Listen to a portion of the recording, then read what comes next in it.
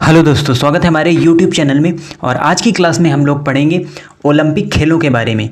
तो आज की क्लास में हम लोग जानेंगे ओलंपिक खेलों के इतिहास के बारे में और इसमें भारत का क्या इतिहास रहा है, किसने भारत के लिए पहला पदक जीता, और साथ ही साथ हम बात करेंगे पैरालंपिक और यूथ ओलंपिक गेम्स के बारे में भी। तो इस समय आप सभी लोग देख ही रहे होंगे टोक्यो ओलंपिक का आयोजन किया जा रहा है, जो कि 2020 में होना था, बट कोविड-19 के कारण ये अब 2021 में कराए जा रहे हैं। तो इस समय ओलंपिक चल रहे हैं, तो हमको सबसे पहले तो ओलंपिक के इतिहास के बारे में पता होना चाहिए और फिर हमको साथ ही साथ अन्य इन्फॉर्मेशन भी पता होनी चाहिए इससे जुड़ी हुई। तो हम इसको दो पार्ट में पढ़ने वाले हैं। यानी आज की क्लास में हम लोग डिस्कस करेंगे जो भी ओलंपिक का इतिहास रहा है उसके बारे में, और भारत का जो ओलंपिक में इतिहास रहा है उसके बारे में भी। और फिर नेक्स्ट क्लास में हम लोग टोक्यो ओलंपिक से जुड़ी महत्वपूर्ण जो जानकारियां हैं उनके बारे में डिस्कस करेंगे। साथ ही साथ जो आने वाले ओलंपिक हैं, आगामी ओलंपिक हैं, वो कहाँ पर होने वाले हैं उनके बारे में भी डिस्कस करेंगे। और काफ़ी इंपॉर्टेंट टॉपिक होने वाला है, क्योंकि ओलंपिक चल भी रहे हैं और आगे हमारे एग्जाम्स हैं, तो उनमें करंट से रिलेटेड क्वेश्चंस इस ओलंपिक से पूछे जाएंगे। तो चलिए स्टार्ट करते हैं आज की क्लास को। और सबसे पहले देखते हैं ओलंपिक गेम्स के बारे में थोड़ा सा बेसिक इन्फॉर्मेशन कि आखिरकार जो ओलंपिक गेम्स हैं वो होते क्या हैं। तो इन्हें माना जाता है लीडिंग इंटरनेशनल स्पोर्टिंग इवेंट, यानी स्पोर्ट के क्षेत्र में, खेल के क्षेत्र में सबसे बड़ी जो प्रतियोगिता है उसे ओलंपिक गेम्स को माना जाता है, क्योंकि पूरे विश्व के जो देश हैं वो इसमें पार्टिसिपेट करते हैं, कंपटीशन करते हैं। तो इसीलिए इसको माना जाता है लीडिंग इंटरनेशनल स्पोर्टिंग इवेंट। और इसमें 200 प्लस कंट्रीज भाग लेते हैं, यानी हम ये कह सकते हैं पूरी दुनिया इन गेम्स में पार्टिसिपेट करती है, शामिल होती है। इसीलिए एक बहुत बड़ी अपॉर्चुनिटी होती है खिलाड़ियों के लिए फेमस होने की ओलंपिक गेम्स में अच्छा प्रदर्शन करके। तो कंट्रीज यानी 200 प्लस कंट्रीज पार्टिसिपेट करते हैं इन गेम्स में। और आपने सुना होगा ओलंपिक खेलों का जो आयोजन है वो हर 4 साल में किया जाता है, लेकिन इसमें कुछ डिफरेंस है, कुछ अंतर हैं जो आपको याद रखना है, क्योंकि कई बार कन्फ्यूजन होता है इसको लेकर कि हर 4 साल में ओलंपिक गेम्स का आयोजन होता है, बट हम देखते हैं कि 2-2 साल में ही ओलंपिक्स आयोजित किए जाते हैं। जैसे 2018 में या 2016 में हुआ, उसके बाद 2018 में जो ओलंपिक गेम्स हुए, फिर 2020 में होने थे, जो 2021 में हो रहे हैं। तो इनमें क्या डिफरेंस होता है? तो होता ये है कि 4 साल में वैसे ओलंपिक होते हैं, बट हर 2 साल में, यानी हर 2 साल में समर ओलंपिक होते हैं, यानी ग्रीष्मकालीन ओलंपिक जिन्हें हम कहते हैं। तो हर 2 साल में समर ओलंपिक होते हैं और फिर 2 साल के अंतराल में विंटर ओलंपिक होते हैं, यानी शीतकालीन ओलंपिक्स गेम होते हैं। तो यही इनमें डिफरेंस होता है। अगर हम ये देखें कि जो पिछला समर ओलंपिक हुआ था वो हुआ था हमारा 2016 में, तो अगला समर ओलंपिक कब होगा? तो ये होगा 2020 में, जो इस समय चल रहा है। यानी जो टोक्यो ओलंपिक है ये ग्रीष्मकालीन ओलंपिक है, यानी समर ओलंपिक है। तो जो समर ओलंपिक है वो भी 4 साल के बाद होगा, और जो विंटर ओलंपिक है वो भी 4 साल के बाद होगा। बट इनमें 2 साल का डिफरेंस होता है कि हर 2 साल बाद समर ओलंपिक आएंगे, यानी जैसे 2020 में समर ओलंपिक हो रहा है तो 2022 में विंटर ओलंपिक होगा, और फिर 2024 में समर ओलंपिक होगा। तो ये थोड़ा सा डिफरेंस है जो आपको इसमें याद रखना है। और इसके बाद हम आगे बढ़ते हैं और फिर हम देखते हैं हिस्ट्री ऑफ ओलंपिक, यानी ओलंपिक का इतिहास क्या रहा, कहाँ से ओलंपिक की शुरुआत हुई। तो थोड़ा सा हिस्ट्री के बारे में जानते हैं। तो सबसे पहले आज ये जो गेम्स हो रहे हैं, जो ये ओलंपिक गेम्स हो रहे हैं, ये हिस्सा है किसका? मॉडर्न ओलंपिक गेम्स का। इससे पहले बहुत समय पहले, यानी हम अगर कहें तो 8th BC से 4th AD के बीच में, 8th BC से 4th AD के बीच में एंशिएंट ओलंपिक्स गेम का आयोजन किया जाता था। एंशिएंट ओलंपिक गेम्स का आयोजन किया जाता था, यानी हम ये कह सकते हैं ईसा पूर्व से अभी तक, यानी 8th BC से 4th AD तक जो खेल आयोजित किए जाते थे वो एंशिएंट ओलंपिक गेम्स हुआ करते थे। और ये कहाँ ये आयोजित किए गए? ओलंपिया, जो कि ग्रीस में स्थित है। ग्रीस में एक शहर स्थित है ओलंपिया, जहाँ पर प्राचीन ओलंपिक गेम्स का आयोजन किया गया 8th BC to 4th AD में। और फिर ये जो आज गेम्स हो रहे हैं ये मॉडर्न ओलंपिक गेम्स का हिस्सा है। तो फिर क्या होता है? 1894 में international international Olympic committee, international Olympic committee जिसे शॉर्ट फॉर्म में IOC कहते हैं, इसकी स्थापना की गई किसके द्वारा? तो इसके फाउंडर रहे Pierre de Coubertin. Pierre de Coubertin इसके फाउंडर रहे, यानी पियरे डी कुबर्टिन ने ही इंटरनेशनल ओलंपिक कमेटी की स्थापना की 1894 में।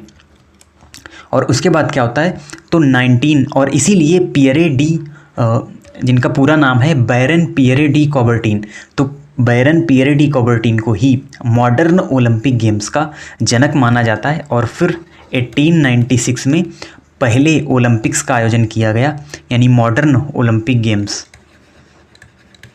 तो फर्स्ट मॉडर्न ओलंपिक गेम्स कब खेले गए? तो ये खेले गए 1896 में। कहाँ पर? ये खेले गए एथेंस में। तो एथेंस में फर्स्ट ओलंपिक गेम्स खेले गए, जो कि मॉडर्न ओलंपिक गेम्स थे 1896 में।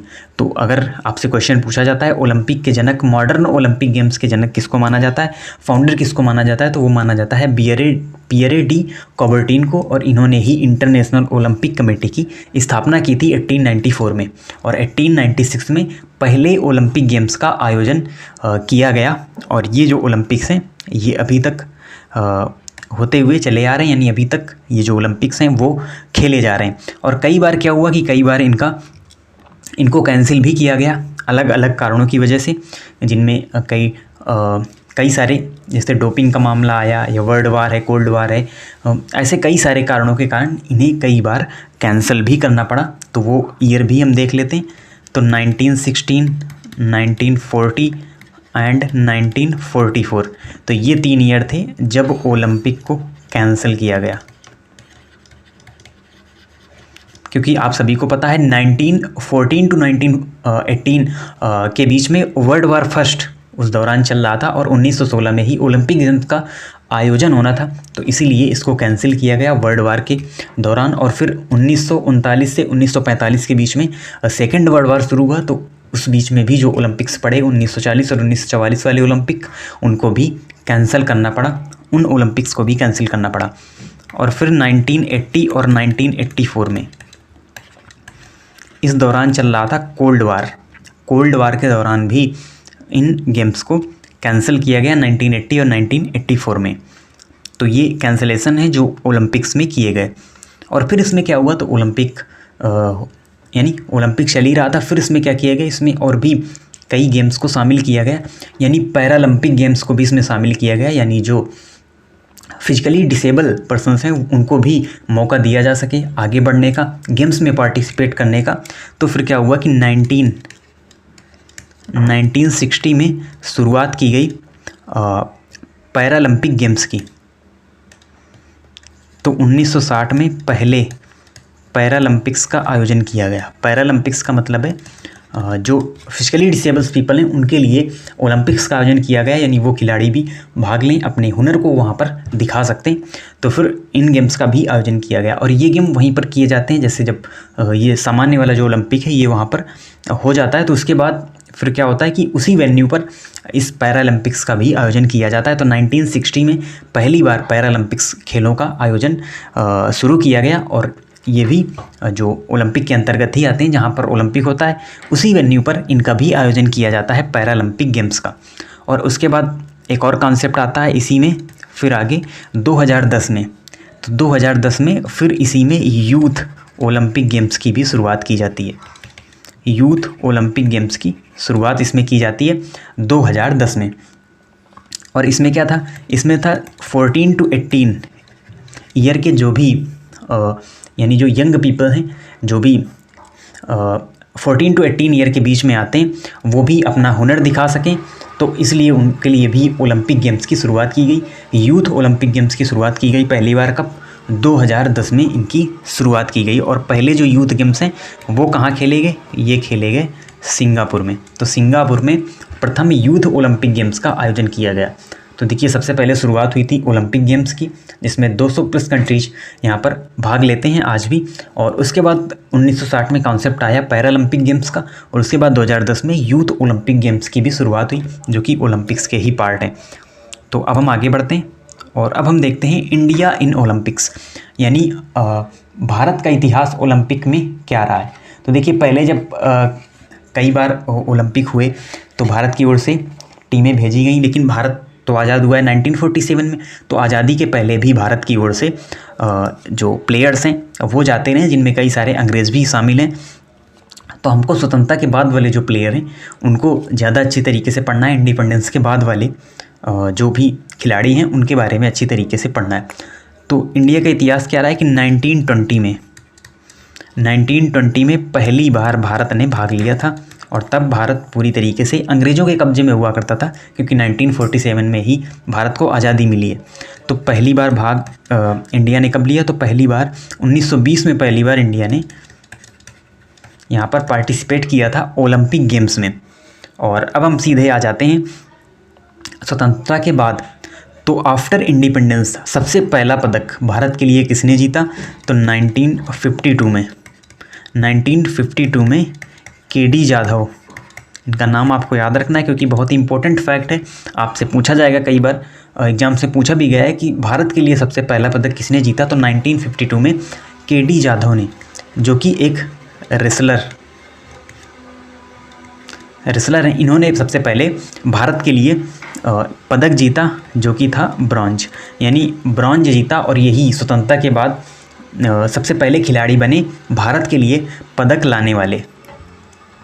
तो एक ये फैक्ट बनता है, और फिर दूसरा फैक्ट बनता है कि फर्स्ट वुमेन कौन है जो भारत के लिए पदक लाई, यानी भारत के लिए पहले पदक जीतने वाली पहली महिला कौन है। तो उनका नाम भी आपको याद रखना है, वो हैं कर्णम मल्लेश्वरी ने ये पहली महिला बनी जिन्होंने भारत के लिए पदक जीता, और ये जीता है इन्होंने वेट